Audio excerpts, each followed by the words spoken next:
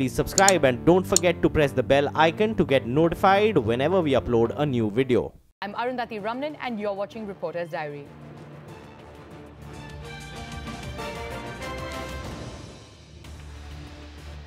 Straight to all the day's trading action, markets continued their winning streak as indices end at the high point of the day, but the market breadth continues to remain weak. Now, the Nifty and the Sensex rallied about 0.5% each. The mid-caps, however, underperformed today, with ending with cuts of 0.3%. IT was the star sector of the day with gains of over 3% ahead of Infosys' results tomorrow. We understand that oil marketing companies are likely to have absorbed under-recoveries worth 500 crore rupees in FY18. These under-recoveries are due to the non-passage of prices during the election season. This comes a day after reports emerged that the government may have requested OMCs to absorb 1 rupee per litre price hike. Further, we also understand that OMCs are trying to recover FY18 recoveries through the recent price change. OMCs have been asked to manage retail fuel price increase in a narrow band and have been told that petrol diesel prices in Delhi must not exceed 75 rupees per litre. Under recovery is a term used in the Indian petroleum sector to denote the notional losses that OMCs incur due to the difference between the subsidized price at which the oil marketing companies sell their products. Onto a CNBC TV18 exclusive, Alok Industries, one of the largest defaulters from RBI's first insolvency list, may be headed into liquidation. In a surprising turn, CNBC TV18 learns that the resolution plan offered by the sole bidder, Reliance Industries, JM Financial ARC, for Alok Industries has been rejected by the Committee of Creditors. Ritu Singh, who broke that story, joins in with more details. Ritu, now what does this mean for Alok and the bankers involved?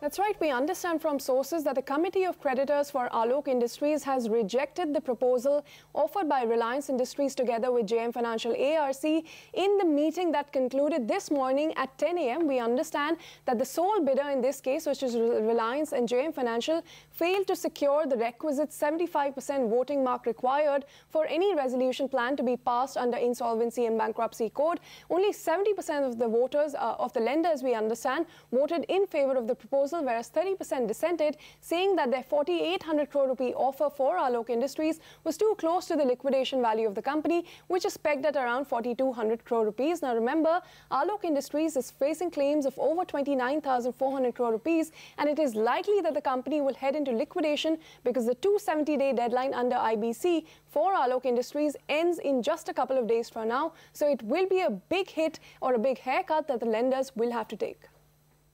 To the latest in the 15th Finance Commission row, Prime Minister Narendra Modi has refuted the charge that the centre was biased against the southern states.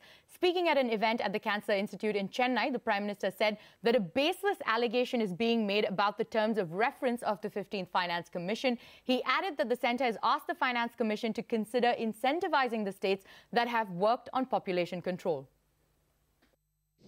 A baseless allegation is being made about the terms of reference of the 15th Finance Commission. The Indian government has suggested to the Finance Commission to consider incentivizing states who have worked on population control. By this yardstick, a state like Tamil Nadu, which has devoted a lot of effort, energy and resources towards population control, would certainly benefit. And Kerala Finance Minister Thomas Isaac has reacted to Prime Minister Modi's comment. He tweeted earlier, and I quote, "We appreciate the response of Honourable Prime Minister to some of the concerns on the terms of reference, but it is totally inadequate and will not compensate the potential loss of revenue due to the changed population base year from 1971 to 2011, end quote. He tweeted further, and I quote again, "Tax devolution constitutes 91% of Finance Commission award, and the total incentives that Prime Minister refers to account for around 2 to 3% normally. Therefore, Prime Minister's response can be a consolation to Tamil Nadu," end quote. And news just coming in, the Bank Board Bureau, led by former Comptroller and Auditor General Vinod Rai, has been recast. Now, the 4-member body was formed in 2016 to improve the performance of public sector banks. The new chairman will be Bhanu Pratap Sharma. He was a former secretary at the Department of Personnel and Training. The 3 members in the committee will be Vedika Bhandarkar, who was a former executive at Credit Suisse India, Pradeep Kumar, a former managing director at the State Bank of India, and Pradeep Shah, the founder and managing director of rating agency CRISIL. The government tries to soften the angel tax blow. Now the startups with up to 10 crore rupees investment are set to get tax concessions. The angel investors will also need to have a minimum net worth of 2 crore rupees. Rituparna Bhuyan joins us now with all the details on this latest DIPP notification. Ritu, today it seems there is some relief on the cards. Well, there are 3 conditions that will have to be fulfilled so that startups get an exemption on this count, especially regarding Section 56 of the IT Act. Firstly, the startups will have to have an aggregate paid up share capital and share premium of less than rupees 10 crore. That is for the startup. For investors, there are 2 conditions, and they'll have to fulfill at least one of them. The first condition for the investor is that the average income of the proposed investor will have to be more than rupees 25 lakh in the previous 3 years, or the net worth of the proposed investor will have to be of rupees 2 crore plus as on the last date of the preceding financial year. The last condition is that the startup will have to obtain a fair market valuation of its startup from a market banker.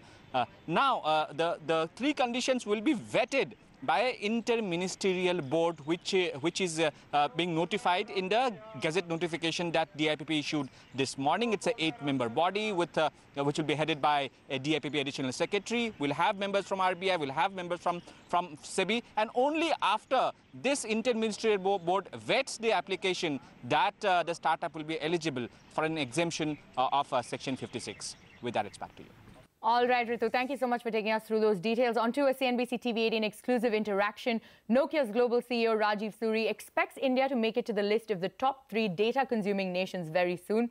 In his first ever interview in India since taking over the reins of the Finnish multinational in 2014, Suri said that Nokia hopes to capture the opportunity in India with its next big bet on 5G.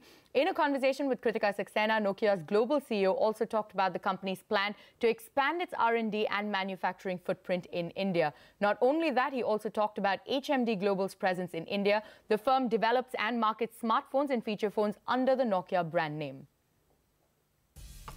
I think actually that India is where our brand is probably loved the most. HMD we as Nokia in terms of smartphones and overall feature phones are doing very well. I mean, it was the first year of operation for HMD Global last year, if you think about it, right? And they said that it's 70 million phones. A large part of it is still feature phones, but also emerging very strongly in smartphones. Look at the number of phones we launched during both last year and 16. So, and the fact is that a majority of the buyers are youth.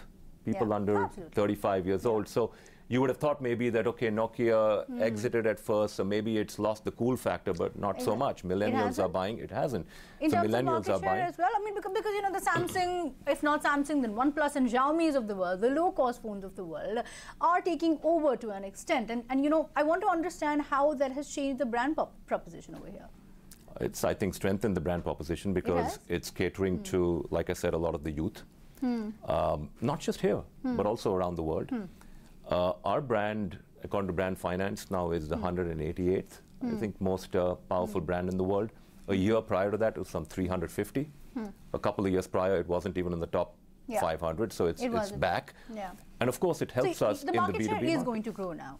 And that, of course, will lead to, given the licensing revenue that you get, that is going to contribute. Because for us, our role is that we license our brand, and we get royalty for both the brand as well as the intellectual property. And of course, we work closely with them because it's our brand, and in terms of user experience and devices and so on. I'm very pleased with HMD's first year, and you know, a lot more good is yet to come. Expanding Vistara is our priority. However, we will keep our options open with respect to the proposed divestment of Air India. That was Singapore Airlines' response to a CNBC TV18 query on whether they plan to acquire debt-laden Air India. Remember, the last date for submission of expression of interest for Air India is the 14th of May. Ashpreet Sethi, who has been speaking to several airlines regarding their interest in Air India, joins us now. Ashpreet, Singapore Airlines hasn't ruled this option out, but where do the others stand? It has been a week of denials from airlines with no takers for the Maharaja. In fact, Indigo was the first airline to give a formal expression of interest and the first to rule out their bids for the new Air India. Now look at it, Jet Airways, SpiceJet, all of them are saying that they will not be looking at participating in the Air India divestment for now. CNBC TV18 wrote to foreign airlines, and the first to deny any investment was Dubai-based Emirates. In fact, look at Lufthansa and British Airways as well. They are saying that they would not like to comment on market speculation about their talks with the government and the Indian corporates to buy a stake in the national carrier. Now, the only saving grace that the government has right now is Singapore Airlines, because they've gone ahead and said that they're keeping their options open regarding this ambitious divestment along with their expansion plans for Vistara. Now, while some experts say that it could be pressure tactics by these airlines to dilute or sweeten the existing bid terms, the government seems to be firm with it, and they're saying that they will go ahead with it for now. Sources in the industry, however, suggest that the most scathing one, the term that is they're looking at, is taking over the 33,000 odd crore debt, and that needs to be revised immediately. Taking over a large employee base and the government retaining its 24% stake are also a concern. Now, it remains to be seen if the government will relax the bid terms to lure the airlines that have given a thumbs down for now.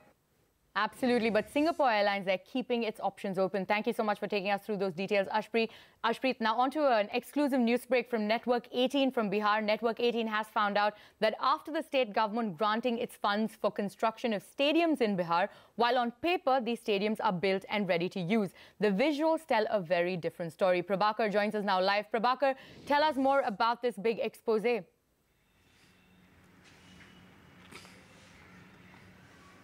There's a new scam which the News 18 has brought into the public domain, and here is a story where 283 stadiums were to be built across the state of Bihar in the rural areas at the block level.